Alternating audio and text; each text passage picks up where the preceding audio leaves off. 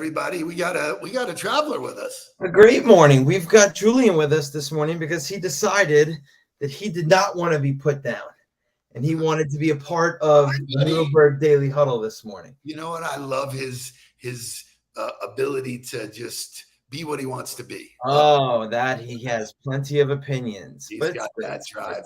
He gets to say hi to everybody. Good morning. Good morning. So I got to tell Somebody you, else wants to say good morning too. I love it. What's up, Patrick?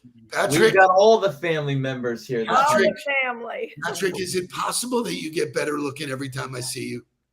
Steve wants to know, do you get better looking? Yeah. Absolutely. He's so modest too. All right, go to your breakfast. Very nice. Very nice. He says, let's go out. Let's go out. You know what? We're due. We are due that. We've been talking about it for a long time. So my morning got lit up because I'm speaking in 2 weeks. I'm speaking in Orlando. I won't mention the organization yet, but you'll know. And somebody new in their department decided to critique my keynote speech without even calling, without even anything, just shredded it in Dropbox. So yesterday it happened, and I was like, all right, I can see she's new. I'm not going to make a big deal of it. There were tons of edits this morning, and Shay was great because Shay got the edits yesterday afternoon, did not ruin my day yesterday. And then he comes in this morning, and he's like, so boss, we got to talk about the presentation. I said, I thought we're done. And he showed me, I just saw the list of edits. And I was like, fuck them, let them do it themselves. I was like, crazy.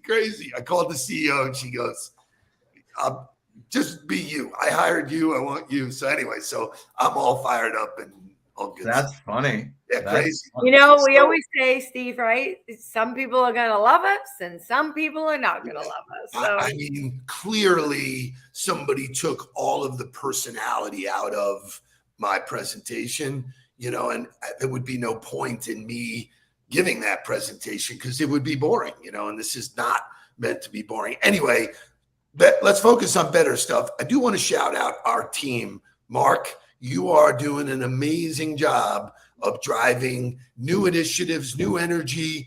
It is phenomenal to watch. So I wanted to shout you out to our Huddle family and let them know that. It's fantastic, like plowing through that meeting with numbers and, really the analytics and then action plan and week to week, like you're building a real business, son. It's great. Did you really just say that? I'm actually doing what I coach everybody else to do all the time. So it's awesome. But shout out to the team too. I mean, I'm going to enjoy those Monday meetings more and more and more.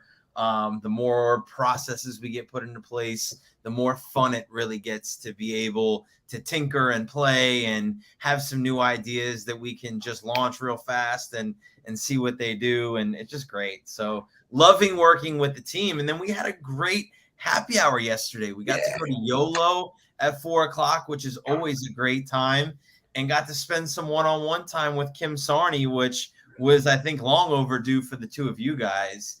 And for sure, something that needed to be rehashed with me and her. So it was just great. The line of the night, though, the line of the night was, why would you pick a night that you're not drinking to go to happy hour? Go to happy hour, right?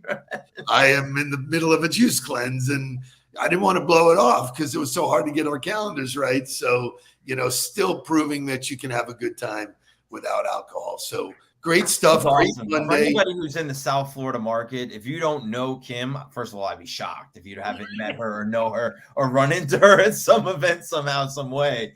But that is somebody that you absolutely need to get on your radar and spend some time with because she's awesome.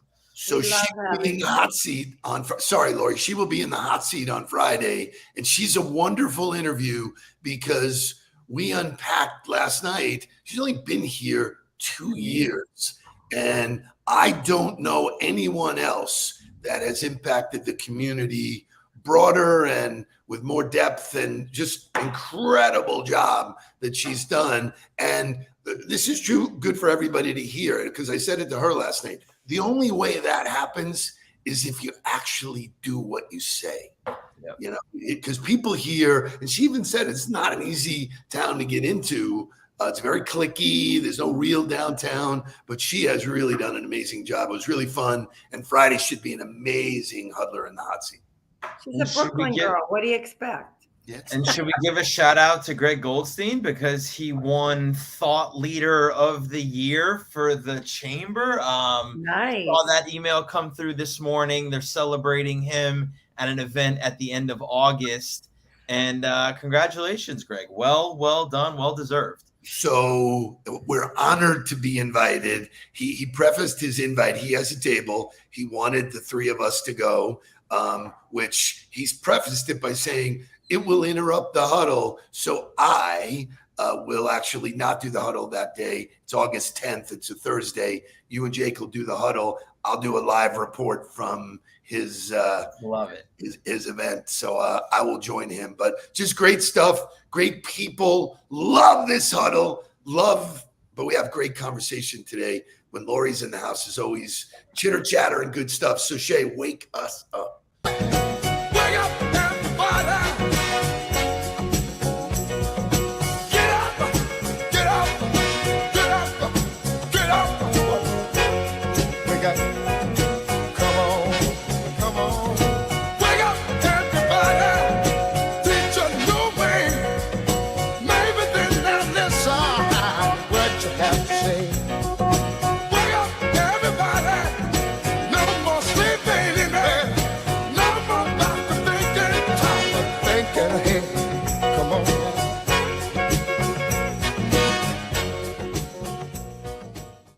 So watching that, whatever that tape is in the beginning, we're going to have Coach Wannstedt on soon because we are less than 5 weeks away from college football. I can't wait. Can't wait. We're like all of a sudden ESPN is like all of football content. It's asking who the best corners are and who the best position players are. And it is football season. Can't wait. So to kick off the show today, are you a fan of Chipotle? Of course. Lori? Never. I don't think I ever ate it. What? You've never been to Chipotle? I don't really. What's going on out You don't really, I don't really do hold on. fast food stuff. It's not fast food. It's First of all, it's quick serve. Difference between Yeah. fast food and quick serve. Fast serve. But so quick then serve, what do you eat? Fast casual. If you have to eat quickly, if you got to pick something up on the run. Pollo tropical. Wait a minute. First of all, I love pollo. Pollo is fantastic. And I agree with you there. It's a great stop. I know, but to it's say fast you don't casual. do I fast know. food, I had no Shame on you. all right, I gotta take Lori to I don't Chipotle. know why I've never been. I don't know if it's that I don't like the name or it just. I don't know. We gotta take you to We are Chipotle. taking you to Chipotle. So one of the things about Chipotle is quick, it's good, it's healthy, but they make amazing guacamole. But it takes their people a long time to make the guacamole. Watch what Chipotle's doing.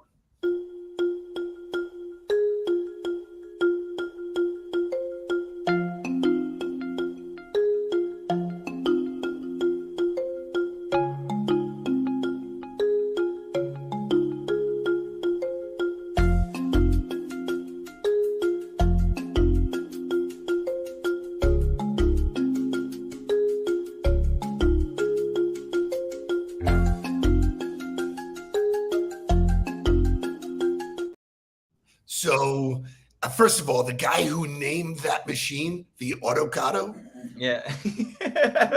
Brilliant. it's like, but how cool is that? I mean, because there was no other way to do it quickly. 50 minutes to make a batch of guacamole is a lot. And it's allergy safe, Sherry Cedar says, which I did not know that. So I would tell you this, right? Automation is or automation and like AI is a huge topic of conversation right now, because that's the reason that the Actors Guild has gone on strike. Is what Disney proposed is taking all of the background act, all of the extras act, all the extra actors scanning their image and then creating AI generation for all of those actors to be able to use their face forever and them never get paid for it is a mind-blowing concept to me. So just seeing it pop up everywhere. Crazy. So anyway, I love, and like Mike Ficarra says, man, it is extra. They always make you know at the end. It's extra. Are you willing to pay extra for? Yes, I'm willing to pay extra for block. Guacamole's extra, you know. So anyway, great stuff. Love. That is on the list of where we need to take you because it is mind blowing to me that you have not been. We've never been there. Really, it is the perfect meal at the perfect time. Anyway, I want to unpack a saying. Yesterday we talked about all kinds of good stuff with leadership, and one thing that dawned on me in a conversation I had with Brendan Neef last night is that you can say all the right things, but not actually deliver it the right way. And people get the wrong message all the time, even if you are genuine, authentic, and all that kind of shit. So here's the saying of the day. It's not what you say, it's how you say it. And I want your comments. Oh boy. Yeah. Go ahead, Lori. This is one I struggle with all the time. You know, I said Kim's a Brooklyn girl, and actually we were born around the corner from each other, and our birthdays are the same day. So we're very much alike, right? Talking about Kim. We just say it, right? We never had to finesse the way we said it. And today, I think even more so today, it's really interesting because I really have to stop and think sometimes about and be really conscious of what it talked about, which is my body language, right? My sarcasm. I grew up with sarcasm. If we were picking on you and being sarcastic, then we loved you, right? Can't really do that very much anymore. And you can't say, you have to say things in a very diplomatic, professional way, empathetic way. And it takes a lot of work and it takes intentionality. It does. I mean, I think, you know, people have different communication styles. So I'm curious, Mark, you worked with a lot of coaches who had very, very different communication styles on and off the field. Well, I think, you know, the reason it's important for everybody to understand why they need to do this is it's not because people are soft. It's because if you only choose to communicate in the way you communicate, there's waste everywhere. You waste people, you waste talent, you waste time because you're only communicating the way you communicate. And then anybody who doesn't communicate with you, doesn't understand that style of communication, then doesn't understand the message, gets hurt, gets turned off, gets, you know, defenses brought up, all of the things that create more time and effort to get the job done. And at the end of the day, regardless of liking each other, regardless of being friends and having a good time, everybody in the organization should be there to get the job done. And so in order to get the job done efficiently, you got to be able to communicate in a lot of different ways to get everybody moving in the right direction at the right time. So it was really interesting for me in my career because when I was coming up for my first, 6-7 years in the business, the only way a football coach was modeled to talk to people was to yell and scream and berate you and be that guy that was the drill sergeant. And then all of a sudden there was this shift. There was this shift of kids that were coming in that weren't going to tolerate that anymore, that weren't going to just accept that as the way they were going to be communicated with. And me being very young in my career was like, well, I can't afford to lose the kids because if I lose them, I got nobody else. And I'm not going to be able to not have success early and continue my career. So I had to figure out, how do I communicate with everybody and kind of move through the spectrum of, I would never say, and no player that ever played for me would say, I didn't lose my mind from time to time. Right. There was a time that things got very escalated. But I understood that that was only a place I could go. And if I went there, I usually had to apologize for it after anyway. But that's what I was going to say, Mark. None of us are perfect, and we're never going to get it perfectly right. And so two things come to mind as you said that. One is if I do say something wrong, if we're in a relationship, right, whether that's a work relationship, whatever that relationship is, if I say something, and I've said to Mike, and I'm sure he has said to me over the years, that it wasn't what you just said to me, it was the tone. But I love him, and I know that, he didn't mean, right, probably anything by it. Probably was being sarcastic or a little upset about something. And sometimes I think I agree with everything you said, but number one, remembering people are not perfect. And so we're not always going to get it exactly right. Number two, it's okay to say, hey, can we talk about the way you said that or whatever? And number three, I think that we talk about this a lot, right? And I know Dad and I come from a different, right, generation of leadership and corporate world and all that. But I think it's almost gone too far where it's almost to a point where we have to be so sensitive to how we say things. Often, not always. So I don't want to generalize, but often I find myself having to go so opposite, right? So the other extreme. And so those would just be 3 points that I would bring up about it. But I think it's our responsibility as leaders to control the way we respond. And my question to everybody when they allow emotion to enter the conversation is, what does anybody get from it? What do you get from it? What does the person receiving the information get from it? What's the real benefit there? As a leader, when I allow emotion to interject into what I'm saying, number one, I know that I'm not getting anything from it because all it's doing is continuing to frustrate me even more. And the majority of the time, the person who's receiving the information is either now defensive or hurt or aggressive or... Go ahead, Dad. I don't know where you guys went. Hold on. Oh, you lost us? Well, You're you here. Talk to us because we can see you. Lost you for a second. So the research showed that, and Les, hits on it, tone of voice and facial expressions are the most significant things on how you communicate. Now, I want to take it away from leadership, just in general. If someone says to you, hey, can you give me a hand moving this Saturday? And you go, yeah. Right. Like, what's Never the point? mind. Don't do it. Never mind. I'm sorry I asked you. Right. Don't do it if you're gonna be a pain in the ass about it. And this is kind of where I think when you're communicating in business, sometimes you don't even realize your tone, my tone. You've even said to me, like, who the fuck are you talking to?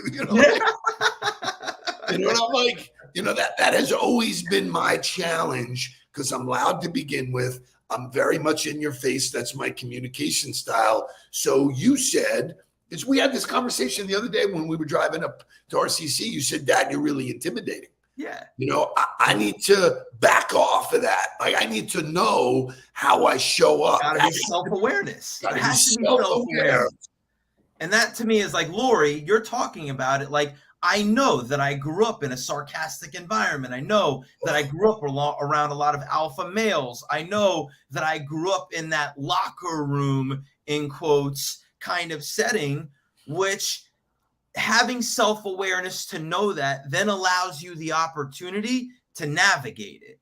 And I always point back to this one example of communication, which is if you watch a highlight reel of Tom Brady talking to everybody on his team, he don't talk to a single person the same way.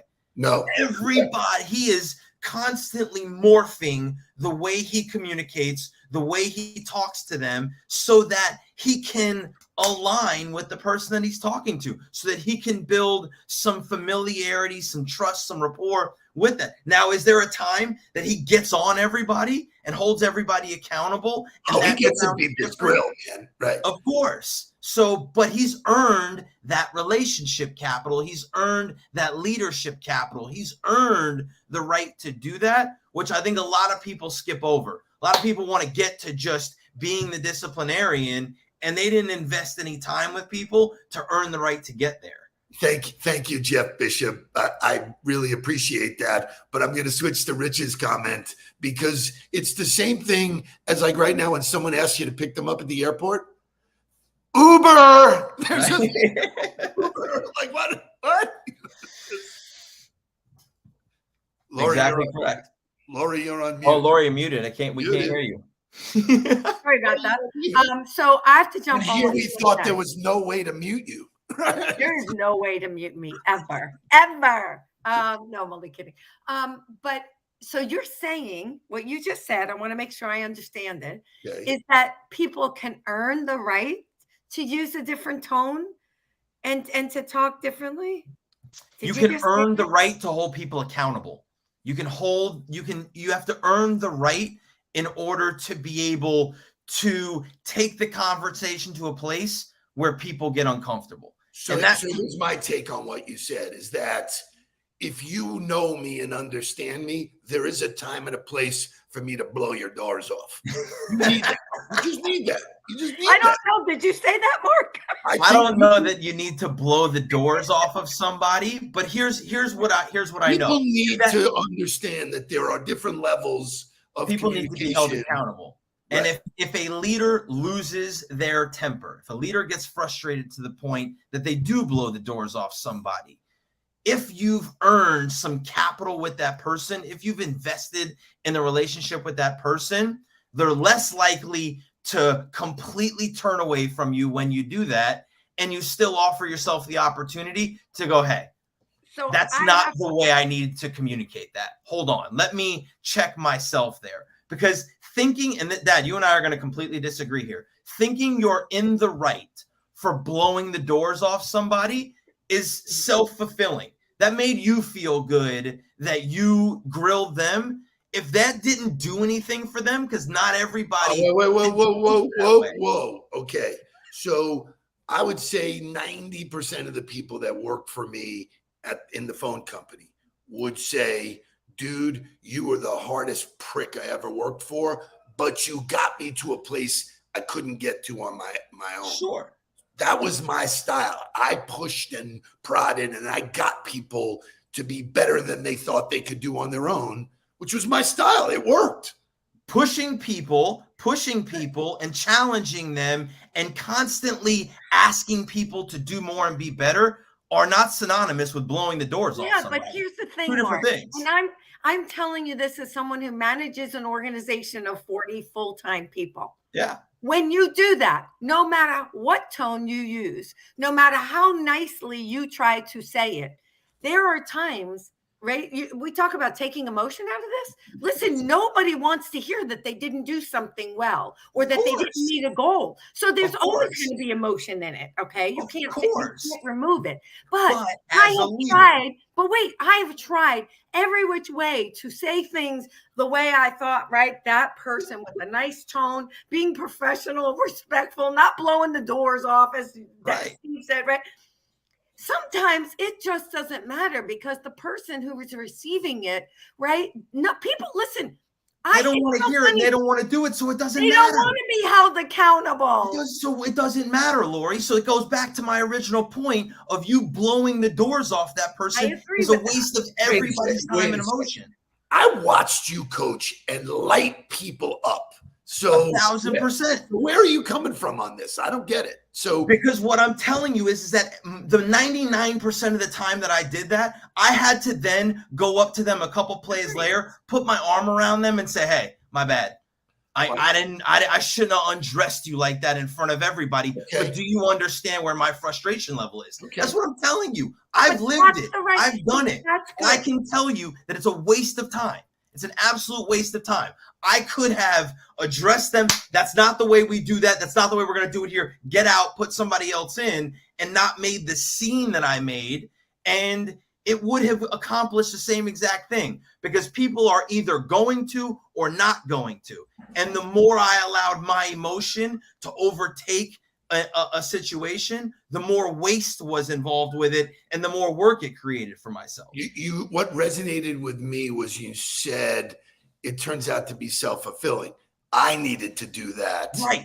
Not for the other person. I needed to do that. I had to let the emotion make me feel better. I blew the gasket, not wow. That's a very interesting take. That thank God I don't run big organizations anymore. Because I love that shit, man. Right. No, and I agree with you. And yes, and you know what? Being a leader does mean taking accountability and apologizing, right? And saying, you know what? Sorry, that came out wrong yesterday, or whatever it might be. So I totally agree with that. But I do think, I remember growing up with a leader who wasn't always as respectful, right, as I want to be as a leader, or that I try to be as a leader. But I will tell you, there was something to be said, as Steve said. When I look back on it, what did that do to me? It made me not want to be called out. It made me pay attention to every little detail when I was presenting to her, right? There was a level of, it did bring up your level of performance to some. We got to wrap it up, guys. I agree with you, Lori. Holding people accountable is necessary. Doing it in a way that's demeaning and degrading should never be tolerated. So, Lori, today's parting gift is a gift certificate to Chipotle. Are you guys going to meet me there? I love it. I guess they have to order the guacamole from the here on robot. Commercial in Chipotle US will now be 5 minutes away from Tuesday, brought to you by Lori Salarillo, brought to you by Listen, Chipotle. I go to the Starbucks right there all the time, but I don't. If you've enjoyed the conversation, if you are enjoying the content, be sure to sign up for the newsletter and continue to be a part of our community in every way that you can. We love you guys. And I'm telling you right now, if you ever blow the doors off me again, Dad, we're over. We never even got to music today, man. What a great conversation. So great job, Lori. Have a great rest of the week. We'll look forward to seeing you next week. And you and I tomorrow, Mark, are going to talk about corporate speak. All of the mumbo jumbo that people in business say, that is a complete waste of breath. Bang. I love it. Thanks, Ending with motivational music. Let's go. Please don't worry about me. I'm about to let my heart speak. My friends keep telling me to leave this. So let's get down to business.